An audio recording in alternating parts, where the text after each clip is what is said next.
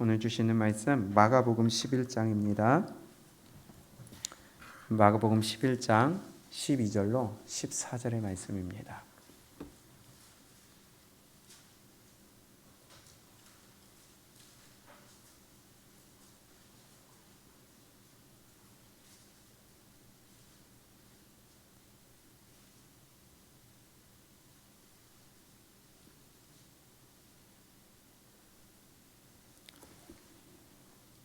마가복음 11장 12절로 14절까지 우리 함께 한 목소리로 읽겠습니다. 시작. 이튿날 저희가 베다니에서 나왔을 때에 예수께서 시장하신지라 멀리서 잎사귀 있는 한 무화과 나무를 보시고 혹 그 나무에 무엇이 있을까 하여 가셨더니 가서 보신즉 잎사귀 외에 아무것도 없더라. 이는 무화과의 때가 아님이라. 예수께서 나무에게 일러 가라사대 이제부터 영원토록 사람이 내게서 열매를 따 먹지 못하리라 하시니 제자들이 이를 듣더라. 아멘. 열매 맺는 나무가 됩시다 라는 제목으로 우리 함께 말씀 보겠습니다. 좀 이해가 되지 않는 성경을 읽다 보면은 이해하기가 어렵고 좀 앞뒤가 맞지 않는 것처럼 보이는 구절 중에 하나가 오늘 이 본문이 될 수 있을 것 같아요. 예수님이 어떠셨다고 그랬어요? 상태가 지금? 쉬운 말로 배고픈 거예요. 배고파가지고 이렇게 나가보니까 무화과 나무가 있어요. 그래서 거기서 뭐라도 하나 따먹으려고 딱 갔더니 없다라는 것이죠. 그래서 예수님이 취하신 조치가 뭐예요? 열매가 없으니까, 무화과가 없으니까 어떻게 하셨어요? 쉬운 말로 뭐 하셨어요? 우리 마태복음에서도 동일하게 나오는데 마태복음에서는 저주했다고 나오고 있습니다. 한마디로 상황만 보게 되면 배가 고파요. 먹으려고 갔어요. 근데 없어요. 저주했어요. 그리고 나서 근데 그 때가 언제예요? 13절 끝에 보니까 이는 무화과의 때가 그러면 무화과가 열릴 때가 아닌데 무화과의 나무에 가서 그 나무를 구했는데 없어가지고 저주를 했어. 이거 완전히 인성 파탄난 사람 아니에요? 예수님이 이상한 사람처럼 보인다는 겁니다. 이런 식으로 좀 이해가 안 되는 성경 구절이 가끔씩 있을 때가 있어요. 근데 오늘 본문의 말씀 한번 잘 봤으면 좋겠습니다. 무화과의 때가 아닌데 무화과를 얻지 못했다. 그리고 저주했다. 그리고 20절에 보게 되면 무화과 나무가 뿌리로부터 말랐다. 21절에 베드로가 생각나서 여짜오되 라삐어 보소서 뭐 하신 무화과 나무요? 저주했다고 합니다. 말랐나이다. 무화과 나무가 그 다음날 가보니까 뿌리부터 말랐어요. 죽었다는 겁니다. 예수님이 이상하신 분 같아요. 예를 들면 이겁니다.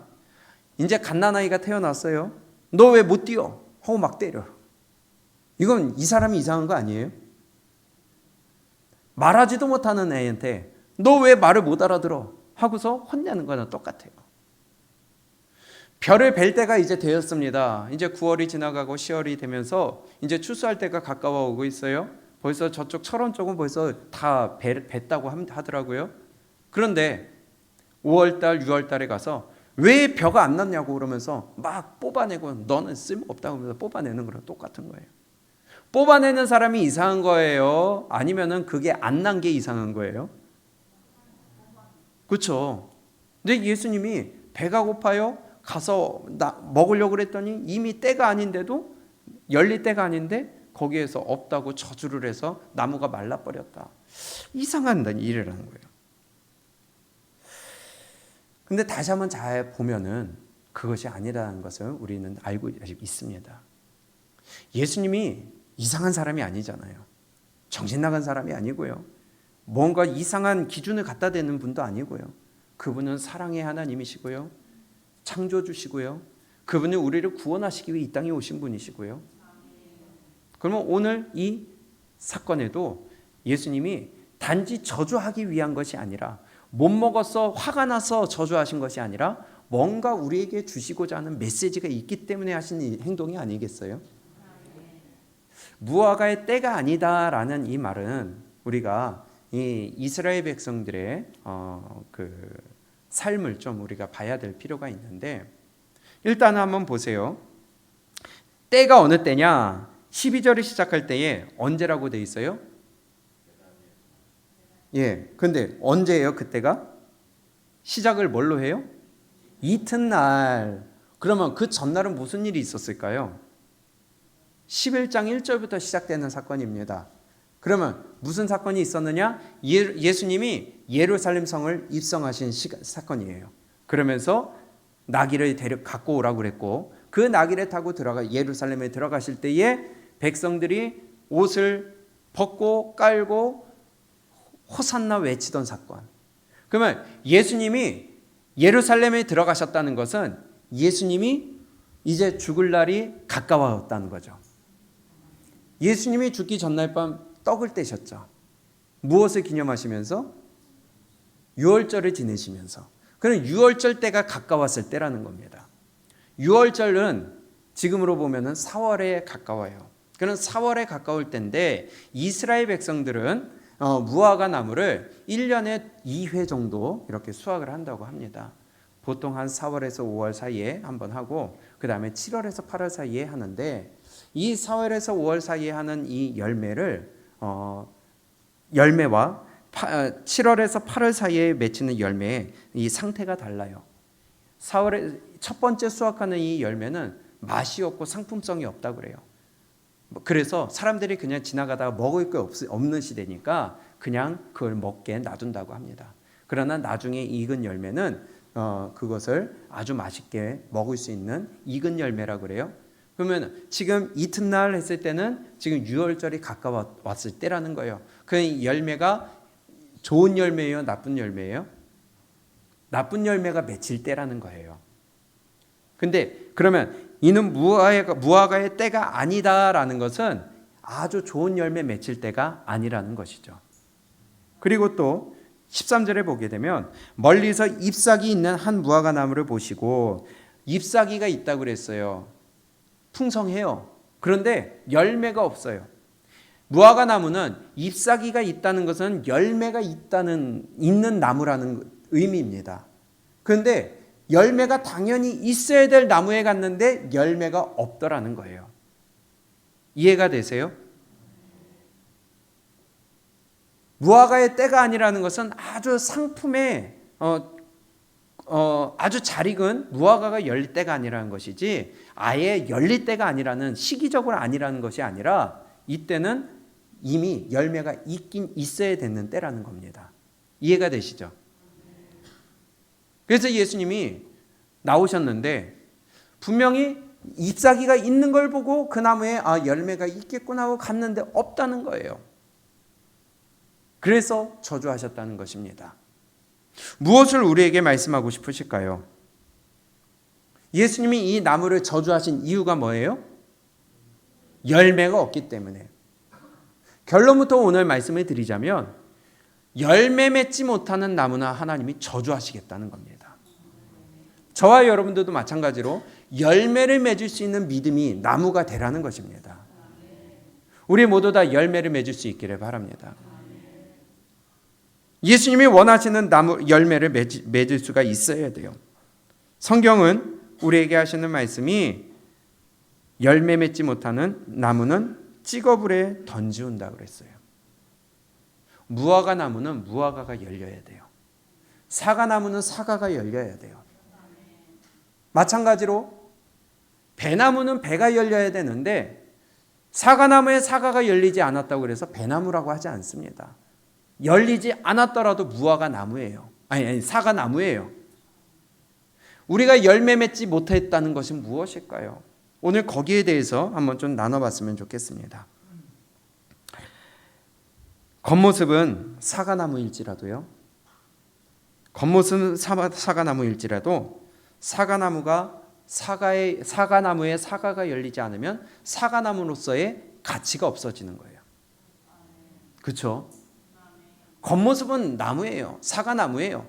그러나 거기에 열매가 맺히지 않으면 따먹을 열매가 없으면 가치가 없어지는 거예요.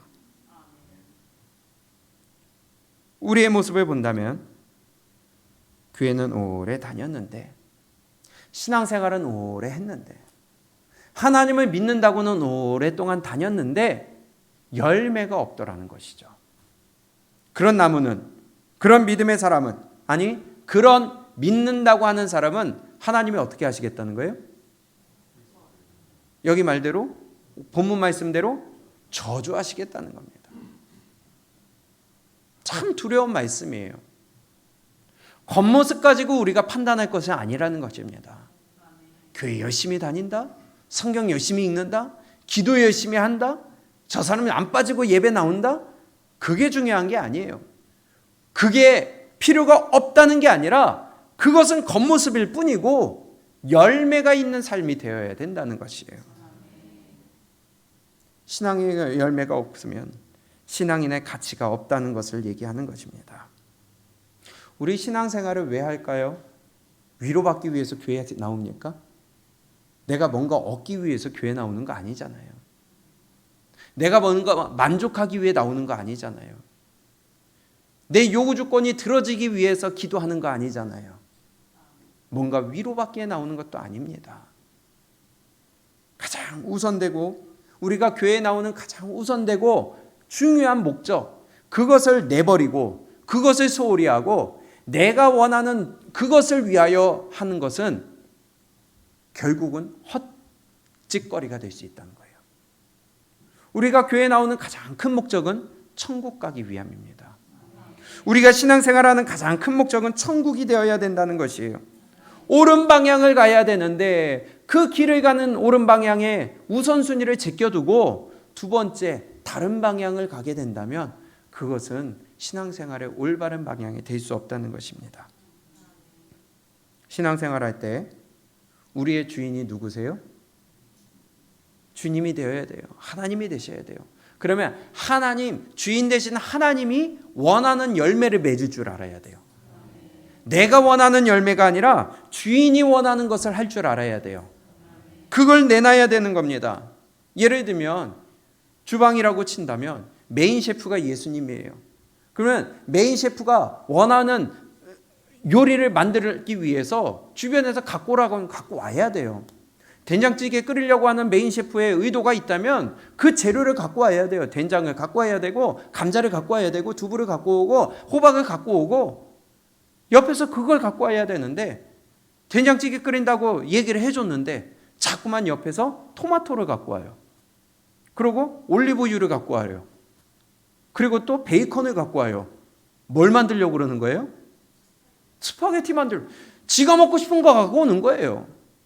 아니요, 메인 셰프는 지금 된장찌개 만든다고 그러는데 옆에서 재료 갖고 오는 거는 자꾸 스파게티 재료만 갖고 와. 어떻게 된장찌개가 만들어지겠어요? 우리의 주인 되신 하나님께서 나에게 원하는 열매, 결과물이 있다는 겁니다. 그런데 그걸 갖고 오려고, 그걸 맺으려고 하는 것이 아니라 내가 원하는 걸 맺으려고 한다면 그것은 올바른 신앙생활이 될 수 없어요. 저주받아 찍혀 불에 던질 수밖에 없다는 것입니다. 세례요한도 동일한 말씀을 하죠. 마태복음 3장입니다. 세례요한이 동일한 말씀을 하는데 우리에게 심각한 메시지를 주신다는 거예요. 마태복음 3장 7절부터 보게 되면요.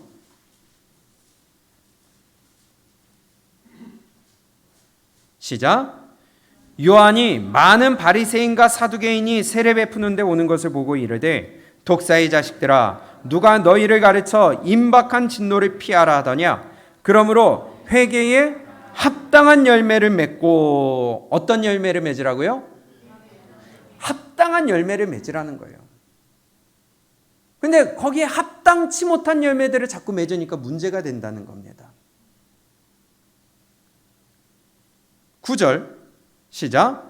속으로 아브라함이 우리 조상이라고 생각지 말라. 내가 너희에게 이르노니 하나님이 능히 이 돌들로도 아브라함의 자손이 되게 하시리라. 이미 도끼가 나무 뿌리에 놓였으니 좋은 열매 맺지 아니하는 나무마다 찍어 불에 던지우리라. 아멘. 오늘 본문 말씀 마가복음 11장에서는 열매가 없기 때문에 저주받아 말라버렸어요. 근데 조금 다른 의미로, 동일하지만은 조금 다른 표현으로 마태복음 3장 세례요한은 열매를 맺긴 맺었어요. 그런데 어떤 열매예요? 좋은 열매가 아니라는 거예요. 합당한 열매가 아니라는 거예요. 주인이 원하는 열매가 아니라는 거예요. 그래서 찍어불에 던지운대요. 열매를 맺지 않는 것도 문제지만 합당한 열매, 옳지 못한 열매, 아름다운 열매를 맺지 못하는 것도 문제라는 겁니다. 찍어불에 던지우신대요. 지옥 보내시겠다는 겁니다. 이미 마가복음 11장에서 그 나무를 저주했다고 그랬고요. 마태복음 3장에서는 불에 던지운다고 그랬고요. 저 여러분들이 합당한 열매, 아름다운 열매, 그리고 어떤 열매를 맺지 못하면 하나님은 저와 여러분들을 심판 불에 던지시겠다는 것을 우리에게 말씀해 주시는 겁니다. 그것이 무엇이냐? 그것은 나중 문제고요. 오늘 우리가 봐야 될 것은 열매 맺는 자가 되어야 된다는 겁니다. 하나님이 원하시는 열매, 주인이 원하시는 열매. 요한복음도 동일하게 말씀해요. 요한복음 15장 1절입니다.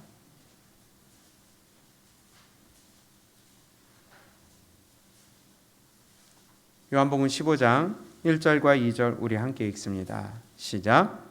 내가 참 포도나무요 내 아버지는 그 농부라. 무릇 내게 있어 과실을 맺지 아니하는 가지는 아버지께서 이를 제해버리시고 무릇 과실을 맺는 가지는 더 과실을 맺게 하려 하여 이를 깨끗게 하시느니라. 아멘. 여기서도 과실을 맺지 아니하는 가지는 어떻게 해요? 제해버리신대요. 잘라버리신대요. 성경은 여기저기서 우리에게 열매 맺을 것을 요구하고 계십니다. 여러분들은 어떤 열매를 맺고 계세요? 예수님이 열매를 요구하실 때 어떤 열매를 내놓으시겠습니까? 극상품의 열매를 내놓으시겠어요? 아니면 더럽고 좀먹고 평균 먹은 상품 가치가 없는 열매를 내놓으시겠습니까? 그런데 문제는 열매를 맺긴 맺었대. 사과나무에서 사과가 열리긴 했는데 그 사과나무가 아름다운 사과, 좋은 상품이 되지 못하면 버리신대요. 그게 문제라는 것입니다. 그래서 우리는 신앙생활 할 때에 그냥 하면 안 돼요. 두려움 가운데 해야 될 줄로 믿습니다. 내 마음대로 하면 안 돼요. 주인의 뜻대로 해야 돼요. 내가 가고 싶은 방향을 가면 안 돼요. 주인이 원하는 방향을 가야 돼요. 이것이 신앙생활입니다. 내 마음은 믿는다고 하는 사람들이 내 만족과 내 기분과 내 편리와 내 주장을 가지고 내 기준을 가지고 신앙생활하는 경우를 어렵지 않게 볼 수 있습니다. 과연 나는 어떤 과실을 맺고 있을까요? 합당한 열매를 맺고 있을까요? 혹은 습관에 따라서 체면에 맞춰서 신앙생활하고 있지 않는가? 심각하게 한번 돌아봐야 되지 않을까요? 나무도요, 열매를 맺으려고 하면 영양분을 끊임없이 빨아들여야 돼요. 영양분을 빨아들이지 않으면 좋은 열매를 맺을 수가 없습니다.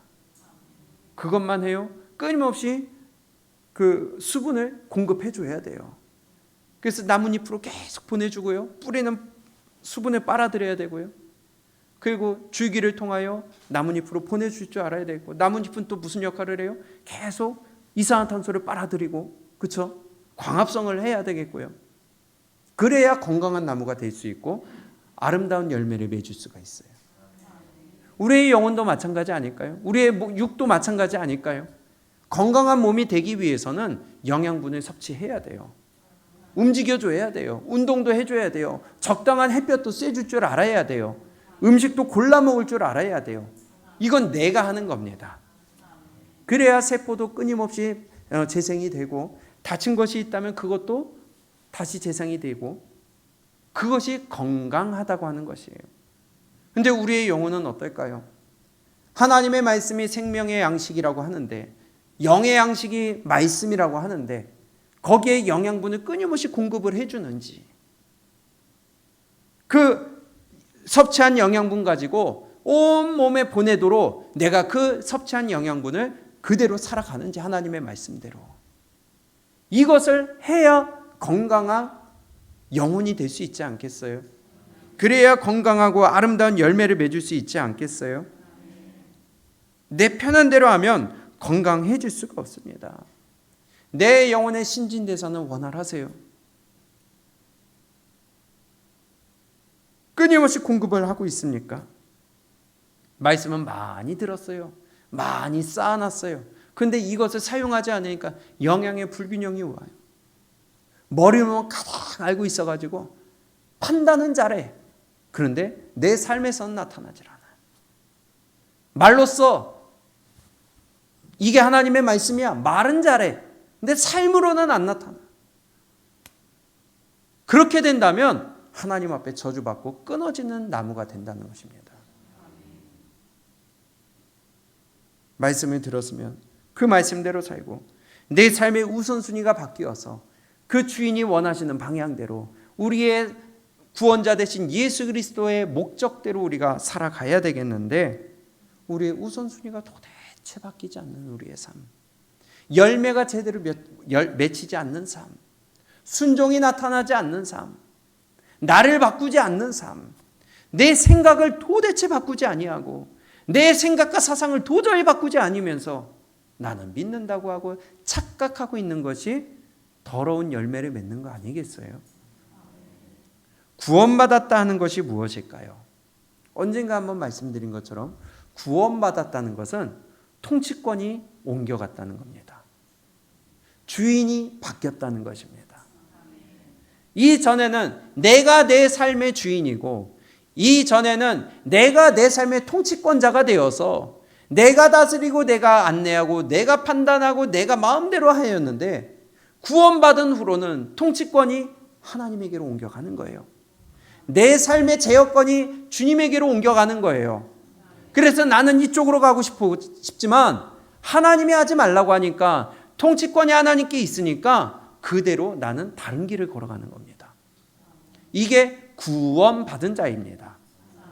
삶이 바뀌는 거예요. 방향이 바뀌는 거예요. 생각이 바뀌는 거예요. 기준이 바뀌는 거예요.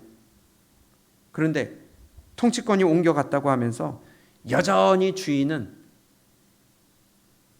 바지사장으로 앉혀놓고 이제는 내 마음대로 아직도 하고 있다면 그것은 구원받았다고 할 수가 없는 거 아니겠어요?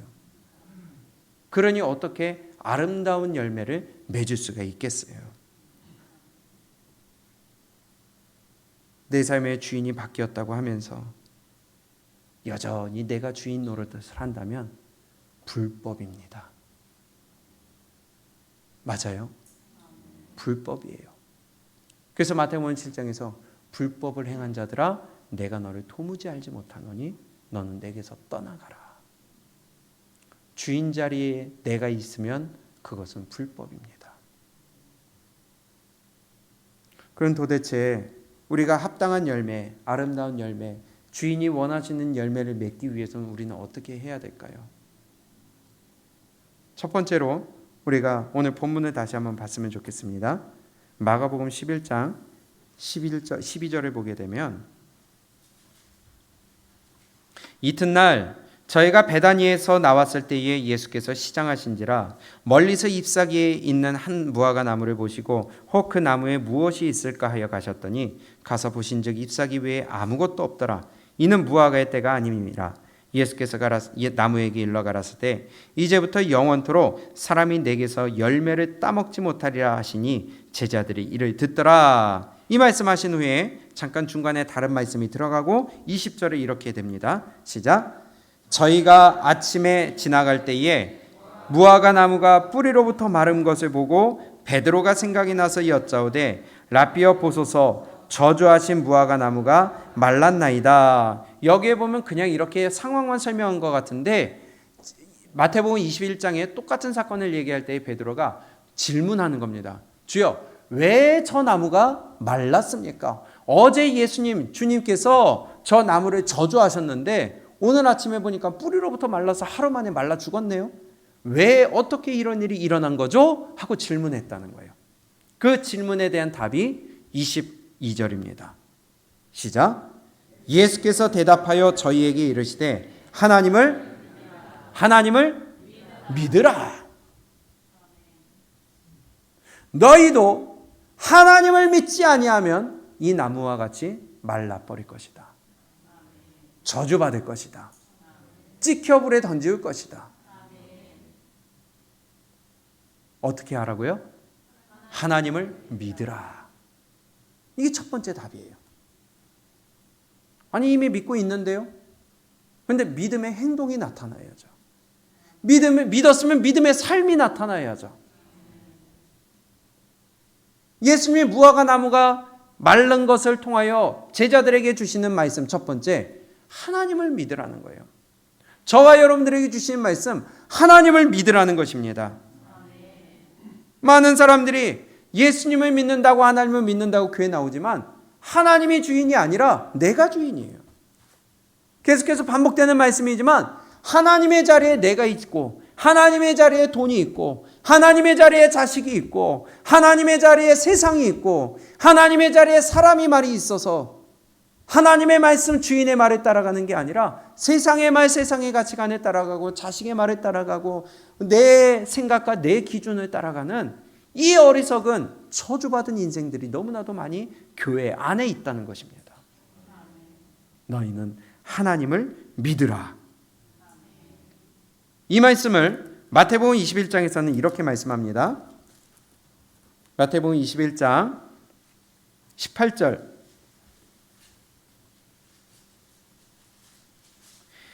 이른 아침에 성으로 들어오실 때에 시장하신지라 길가에서 한 무화과 나무를 보시고 그리로 가사 잎사귀밖에 아무것도 얻지 못하시고 나무에게 이르시되 이제부터 영원토록 내가 열매를 맺지 못하리라 하시니 무화과 나무가 곧 마른지라 제자들이 보고 이상히 여겨 가로되 무화과 나무가 어찌하여 곧 말랐나이까 질문을 했죠. 거기에 대한 대답을 예수님께서 이렇게 합니다. 21절 시작. 예수께서 대답하여 가라사대 내가 진실로 너희에게 이르노니 만일 너희가 뭐가 있고 믿음이 있고 또 의심치 아니하면 이 무화과 나무에게 된 이런 일만 할 뿐만 아니라 이 산더러 들려 바다에 던지우라 하여도 될 것이요. 지금 마가복음 11장에서 대답하신 것과 동일하게 말씀하신데 하나님을 믿으라 하신 것처럼 너희에게 뭐가 있고 믿음이 있고 또 의심치 말라는 것입니다. 하나님의 말씀을 믿고 그 말씀을 의심하지 말라는 거예요. 이것이 하나님을 믿으라는 거예요. 그렇게 해야 아름다운 열매를 맺을 수 있다는 것을 우리에게 말씀해 주시는 것입니다.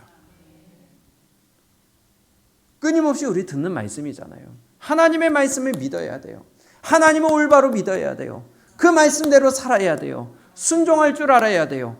그런데 끊임없이 듣지만 이것이 우리에게 자꾸 들려서 자꾸 우리를 찔러서 이것이 굳은 살이 배겨졌는지 하나님의 말씀이 들려질 때에 바로 순종하는 일이 없을 때가 있더라는 것이죠.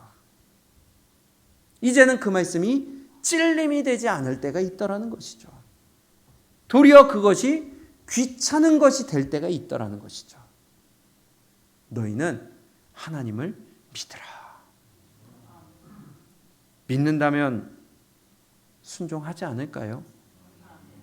믿는다면 주인이 바뀌지 않을까요?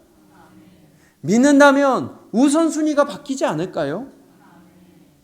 그런데 반대로 아직도 바뀌지 않았다면, 아직도 우선순위가 내가 된다면 믿는 것이 아니라는 거죠. 그것은 아름다운 열매를 맺지 못한다는 것이죠. 우리가 얼마 전까지 제가 복도에 붙여놨던 겨자씨가 있었습니다. 정말 작지 않아요? 어떤 분들은 어디 있냐고 그런데 만져보면 볼록볼록 튀어나왔어요. 즉 없어지지 않도록 코팅까지 해서 붙여놨어요. 그 정도로 작은 게 겨자씨입니다. 근데 누가복음 17장에 제자들이 예수님께 어떻게 하면 우리의 믿음이 큰 믿음이 될 수 있겠습니까? 할 때에 너희가 겨자씨 하늘 만한 믿음만 있으면 이 산더러 옮기우라고 하면 옮기어질 것이다. 다시 한번 봅니다. 누가복음 17장이에요. 5절에 보니까요.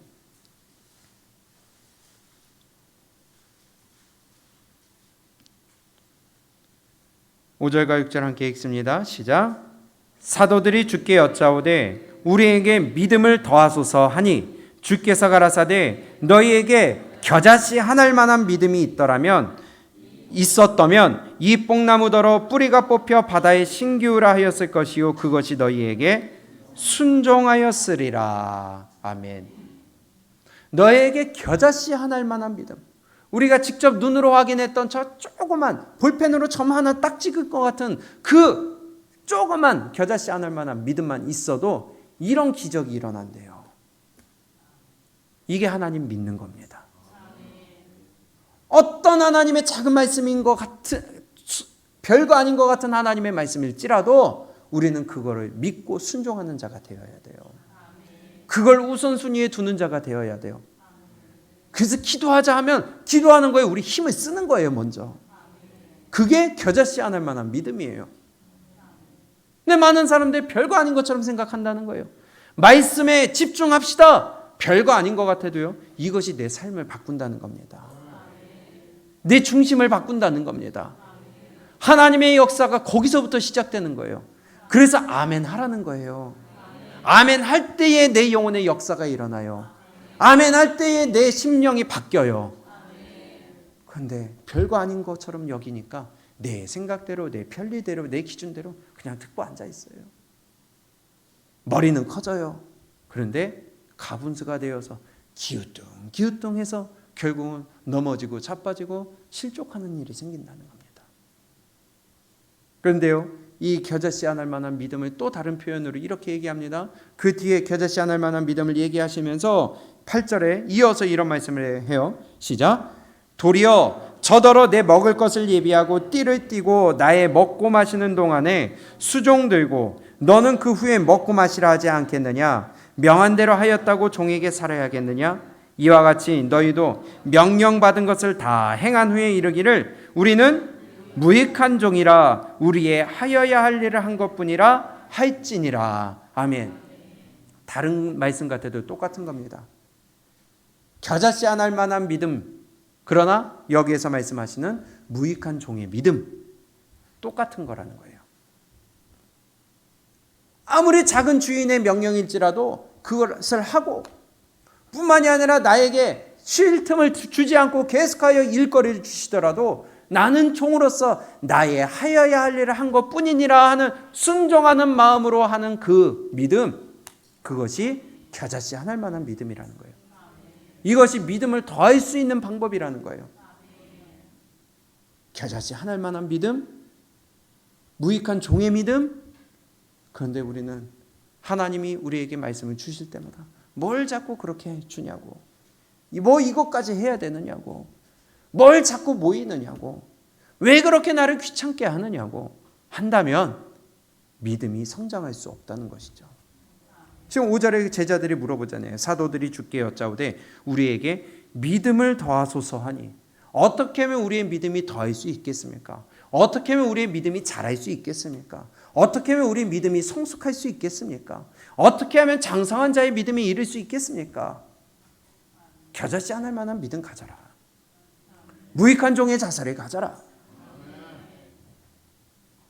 어떻게 하면 우리가 열매를 아름답게 맺을 수 있겠습니까? 겨자씨 안 할 만한 믿음 가져라. 무익한 종의 자세를 가져라. 그런데 믿음의 길을 안내하고 권면을 하면 듣기 싫어하는 겁니다. 싫어해요. 내 편안함이 먼저고요. 내 불편한 건 싫은 거고요. 내 영혼을 위하여 하라는 것인데 그거 싫다는 겁니다. 내 시간 투자하기 싫다는 겁니다. 누누이 말씀드리지만 세상에서 일할 때는 보양식을 먹고 영양제를 먹고 잠을 안 자가며 일을 하는데, 과연 내 영혼을 위해서는 우리는 어떤 투자를 하고 어떤 순종을 하고 어떤 희생을 하며 어떤 하나님 앞에 우선순위를 둘까요? 어떻게 믿음이 성장할 수가 있고 어떻게 아름다운 열매를 맺을 수가 있겠어요? 첫 번째로 주신 말씀이 하나님을 믿으라는 것입니다. 말씀 앞에 무익한 종이 되시기 바랍니다. 내 조건, 내 환경, 내 여건, 거기에 따라서 내 편리를 따지는 것이 아니라 하나님의 말씀이고 내 영혼이 사는 방법이라면 내 유익을 우선시하지 않고 하나님의 요구를 우선시할 수 있는 하나님을 믿는 사람 되시기를 축복합니다. 한번 일단 순종해 보세요. 성경 말씀에 일단 순종해 보시고 말씀에 어긋난 것이 아니라면 목사의 말에 일단 순종해 보시고 근데 이건 이래서 안 되고 저건 저래서 안 되고 이건 이래서 싫고 그런다면 믿음이 성장할 수 없다는 것입니다. 마가복음 11장에서 어떻게 무화과 나무가 뿌리로부터 말랐어요? 왜 뿌리로부터 말랐어요? 그 뿌리로부터 말른 이유가 뭐라고 그랬어요? 하나님을 믿지 않았기 때문에. 우리도 마찬가지예요. 하나님을 믿으라 할 때에, 바꿔에게 순종하라 할 때에 진짜 믿는 자는 순종할 줄 압니다. 진짜 믿는 자는 하나님의 것을 우선순위로 둘 줄 압니다. 진짜 믿는 자는 하나 되기 힘씁니다. 예수님이 자주 하신 말씀이 있어요. 내 믿음대로 될지어다. 그러면 바꿔 얘기하면 내 믿음대로 열매가 맺혀지는 거 아니겠어요? 내 신앙대로 열매가 나타나지 않겠어요? 바꿔 얘기하면 심은 대로 거두는 겁니다. 열매는요, 내 믿음만큼 열리는 거예요. 근데 결국은 그 열매는 눈으로 보이는 겁니다. 마태복음 7장도 동일하게 말씀해요. 마태복음 7장 16절입니다.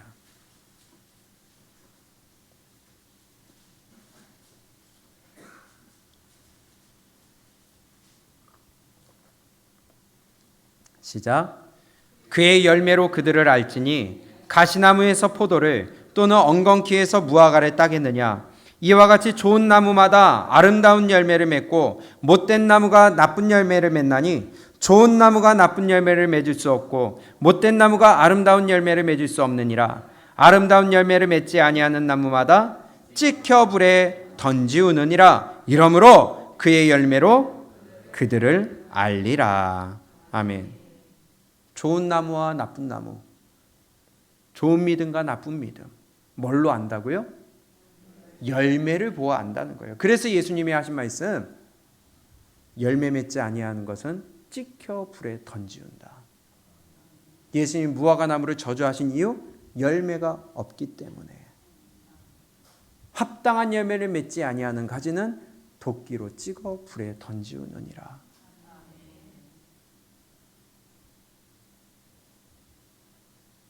열매를 통해서 내 믿음이 눈에 나타나는 것입니다. 그런데 아름다운 열매를 나타내시기를 축복합니다. 귀한 열매 맺으시기를 축복합니다.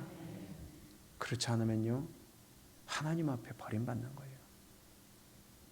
마태복음 21장에 보게 되면 오늘 우리 똑같은 본문의 내용이 나오게 되는데 그 뒤에 이어지는 내용이 뭐가 있냐면 두 아들의 비유를 하십니다.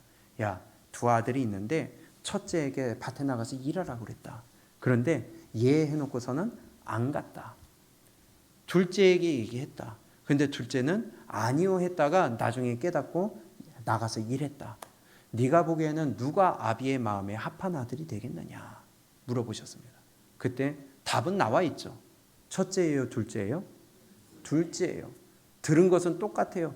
그러나 반응은 첫째는 한다고 그랬다가 안 했어요. 둘째는 도리도리 했다가 예스 했어요. 그리고 행동이 나타났습니다. 순종하는 자가 되어야 된다는 거예요. 지금까지 안 했다 할지라도 이제 순종하는 자가 되면 되는 거예요. 그러면서 이어서 하시는 말씀이 마태복음 21장 31절입니다. 우리 함께 볼까요?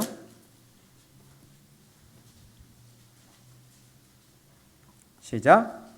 그 둘 중에 누가 아비의 뜻대로 하였느뇨? 가로되 둘째 아들이니이다. 예수께서 저희에게 이르시되 내가 진실로 너희에게 이르노니 세리와 창기들이 너희보다 먼저 하나님 나라에 들어가리라. 그건 니네 못 들어간다 이거예요. 너희도 똑같이 회개하고 돌이키지 않으면 얘네가 먼저 들어간다. 세리와 창기는 죄인의 대표입니다. 어찌 보면 저와 여러분들을 얘기하는 거나 마찬가지예요. 그런데 먼저 복음 받은 자들은, 먼저 말씀을 듣고 하나님의 말씀을 들은 자들은 안 해요. 안 바뀌어요. 순종하질 않아요. 그렇기 때문에 나중에 듣고 회개하고 순종하는 저 세리와 창기들이 먼저 천국 들어간다. 그러면서 하신 말씀이 뭐예요? 33절 시작. 요한이 의의 도로 너희에게 왔거늘 너희는 저를 믿지 아니하였을 때 세리와 창기는 뭐랬어요? 네, 믿어야 돼요. 믿는 자는 행동한다는 거예요. 너희는 이것을 보고도 종시 뉘우쳐 믿지 아니하였도다. 그러면 마가복음 11장 말씀처럼 하나님을 믿으라 하는 말씀과 동일한 겁니다. 하나님을 믿는 자는 열매가 나타나는 행동을 한다는 거예요. 행동을 해서 열매가 나타나게 한다는 거예요. 근데 다들 입으로는 믿어. 그러나 행위로는 부인해.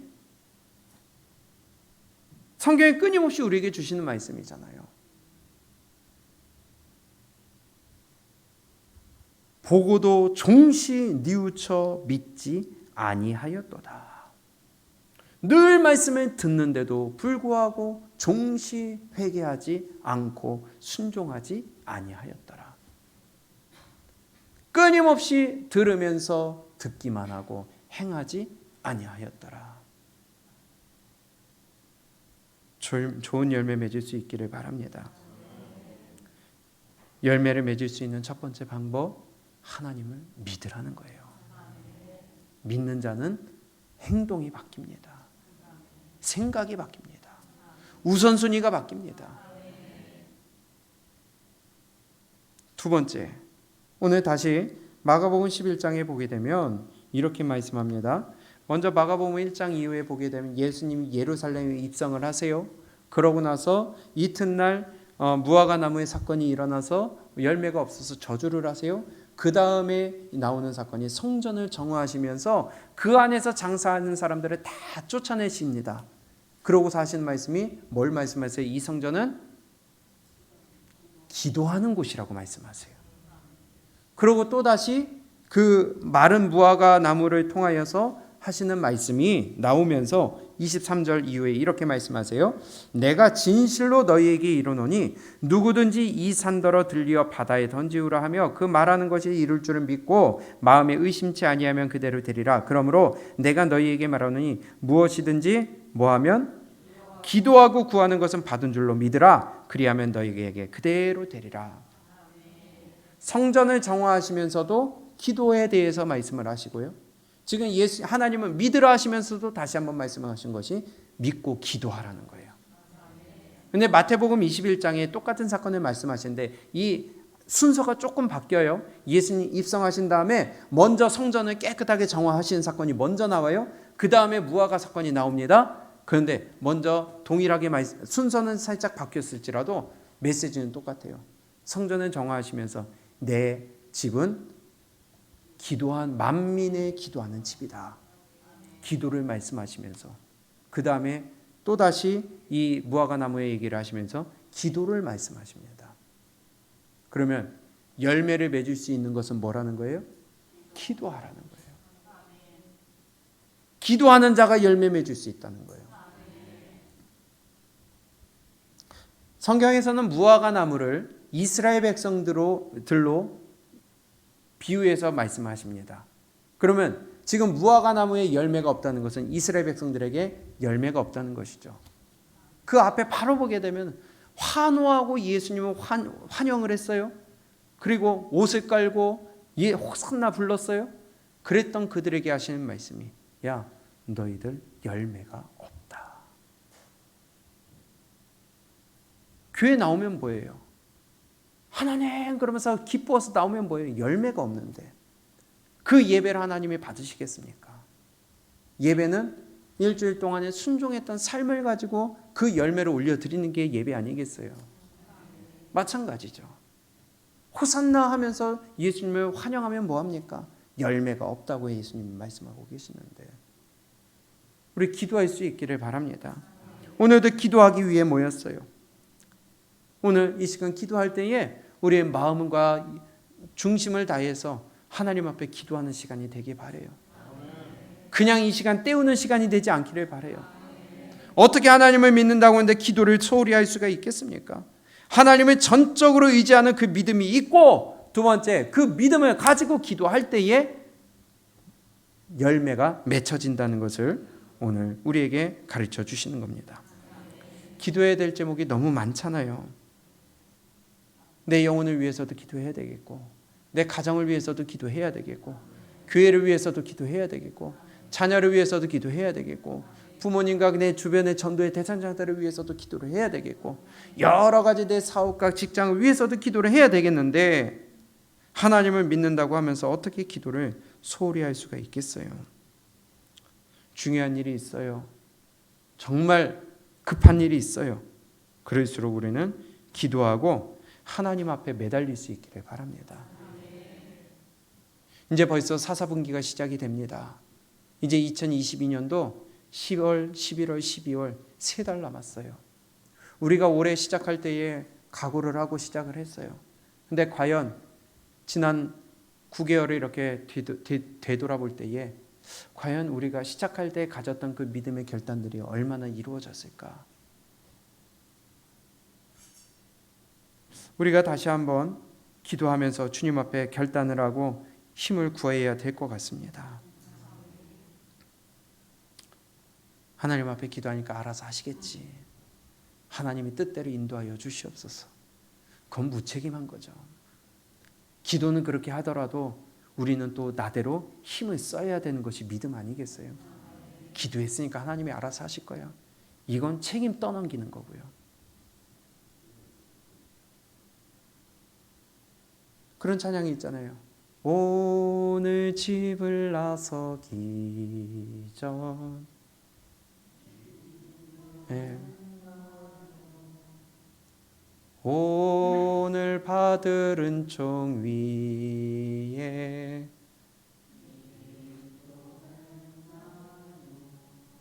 기도는 우리의 맞아요. 안식 빛으로 인도하니 앞이 캄캄할 때 기도 잊지 마세요. 찬양 그렇게 합니다. 과연 오늘 하루를 기도로 시작했을까? 오늘 하루를 지나면서 중간중간에 어떻게 하나님의 도우심을 구했을까? 우리 앞에 깜깜해서 앞뒤 사방에 다 막힌 것 같은데 과연 내가 기도를 하며 하나님의 도우심을 구했을까? 하나님은 실수하지 않으신다고 하는데 과연 내가 기도를 했을까? 기도해야 열매 맺을 수 있습니다.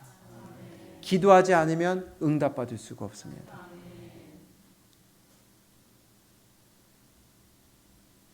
예수님도 십자가 사건을 앞두고서 기도하셨어요. 그러면서 제자들에게 너희가 나와 함께 한시도 깨어 있을 수 없더냐? 한 시간도 기도할 수 없더냐? 우리 오늘 기도할 때 같이 마음을 모으시기 바랍니다. 예수님이 제자에게 하셨던 그 말씀대로 오늘 우리가 한번 마음과 뜻을 다해서 중심을 다해서 함께 기도에 힘을 써봤으면 좋겠어요. 그리고요 뿐만이 아니라 개인의 기도도 어쨌든 여러분이 힘을 써봤으면 좋겠어요.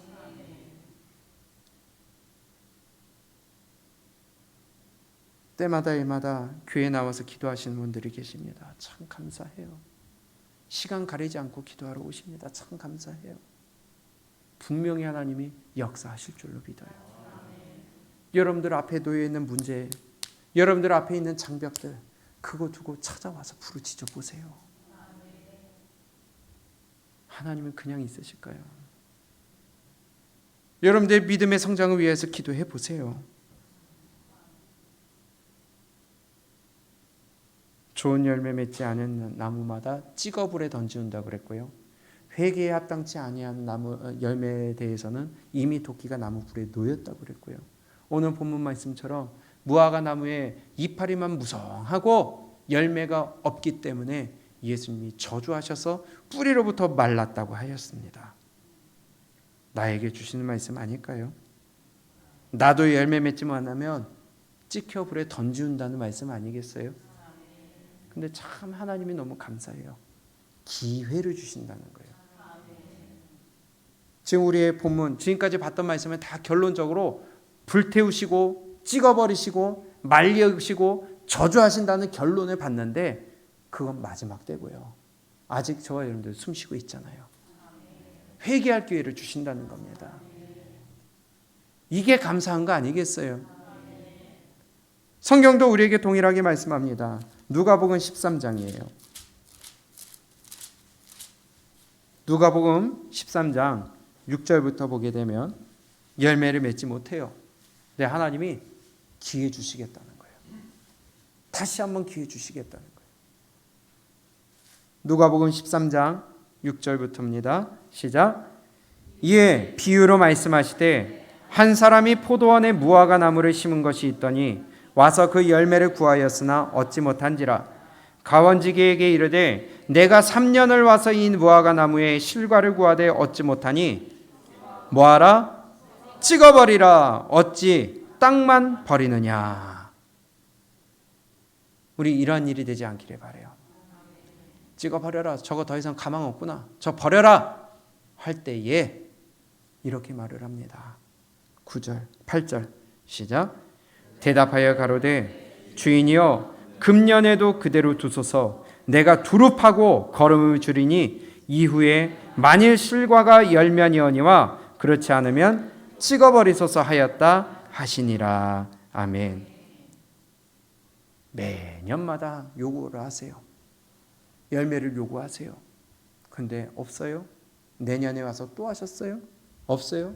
그 다음에 와서 또 요구를 하세요? 없어요? 저거 안 되겠다. 저거 죽여라. 뽑아버려라. 뭐 자리만 저렇게 차지하고 놔두냐 할 때에 이 과원지기가 주인 1년만 더 참아주시옵소서. 그래도 내년에 열매를 맺지 않으면 그때 찍어버리겠습니다. 우리에게 아직 기회 주신 거 우리 감사할 수 있기를 바랍니다. 우리에게 하루가 남았을지 1년이 남았을지 몇 년이 더 남았을지 아무도 모릅니다. 그러나 지금 숨 쉬고 있다는 것은 아직 기회가 있다는 거예요. 기회 줄 때 기회를 잡는 지혜로운 자가 되시기 바랍니다. 근데 하나님 앞에서 자존심 세우는 정말 뭐라고 할까요? 불쌍한 자들이 있어요. 하나님 앞에 내 자존심 세우면서 내 거 꺾으려고 하질 않아요. 그게 뭐라고? 그거 꺾으면은 마치 자기 죽는 것처럼 지옥 가는 것보다 그거 꺾는 게 나을 텐데.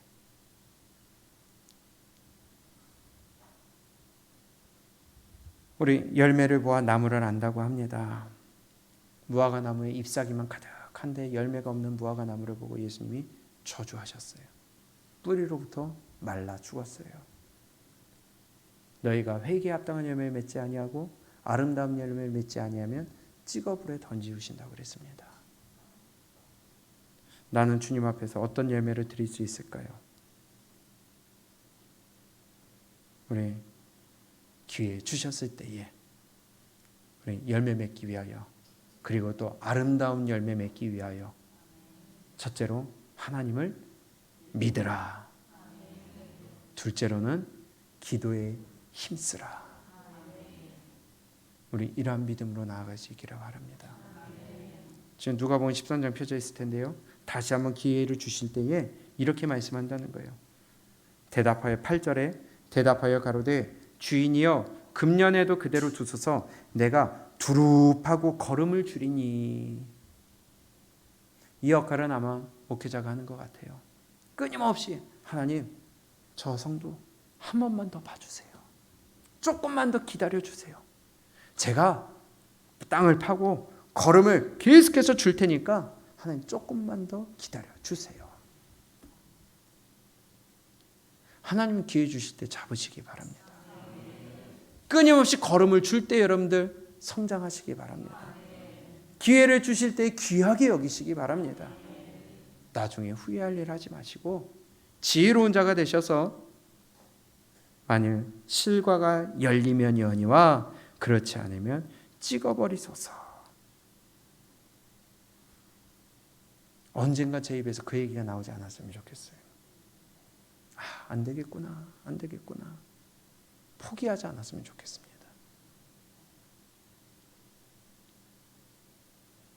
오늘 기회 주셨을 때 하나님을 올바로 믿고 또 기도하는 자가 되어서 우리 아름다운 열매, 귀한 열매, 합당한 열매, 풍성한 열매 맺으시기를 주님의 이름으로 축복합니다.